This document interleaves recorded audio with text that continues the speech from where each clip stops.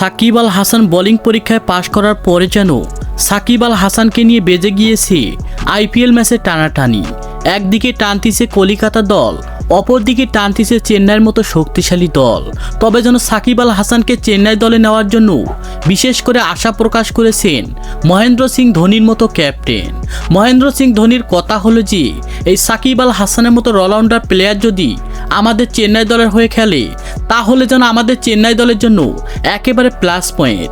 একদিকে পাবো আমরা হার্ড হিটার একজন ব্যাটসম্যান, অপরদিকে পাবো একজন দুর্দান্ত একজন স্পিনার বোলার।